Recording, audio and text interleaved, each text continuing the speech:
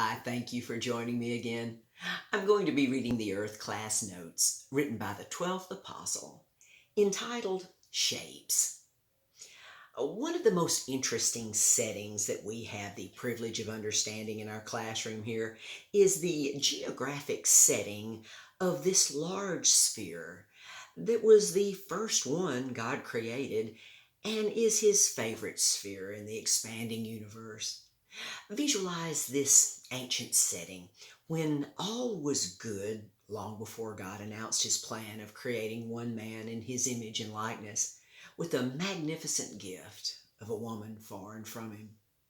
Consider how good all things were progressing with the creation of a beautiful giant sphere for this smaller one and others to orbit, and how God created one mighty male servant angel, Lucifer, and one beautiful female servant angel, Diana, from the surface of the giant sphere to be their beautiful home for them to populate, which they joyfully did with no concept of evil rebellion.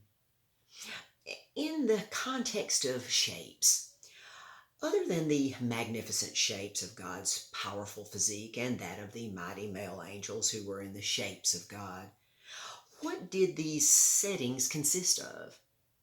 Two shapes: the beautiful circular spheres and the magnificent 1,500-mile high pyramid aerial craft that Lucifer and his descendants had lovingly built for God according to God's specific instructions, all shining forth in beautiful light and glistening in perfect harmony with the lights of Eden that it rested upon.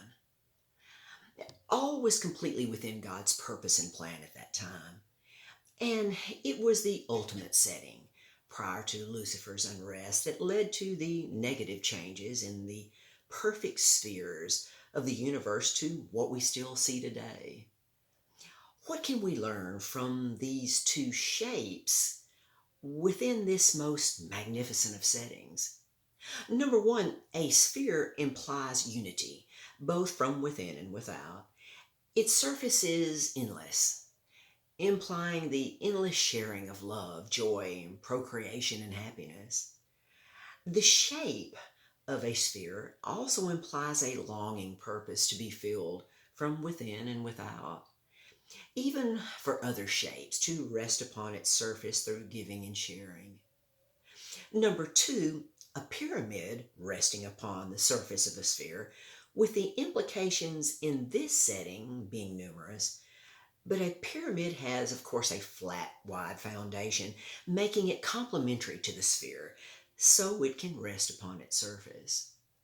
The shape of a pyramid is very interesting, as its base is broad and large, implying foundational understanding for each ascending level to build upon, with this principle continuing to the very top level, as understanding before would appear to be complex. Without specific understanding, becomes progressively simple and easy, with the very top pinnacle of the pyramid pointing upward, inferring this is just the beginning of an everlasting process, as the 12 levels just learned was the foundation for eternal life as gods and goddesses to populate the heavens forever. We can learn much of God's holy, righteous soul and his workings through altered shapes, even the most important ever, of his beloved Son, Jesus Christ, overcoming his extreme testing and the greatest act that ever was, ever has been, ever will be, as we picture the shape of Jesus hanging upon a cross between two thieves, voluntarily being judged in order that everything we are so honored to be a personal part of could be possible. May we have eyes to see the shape we are in. Until next time.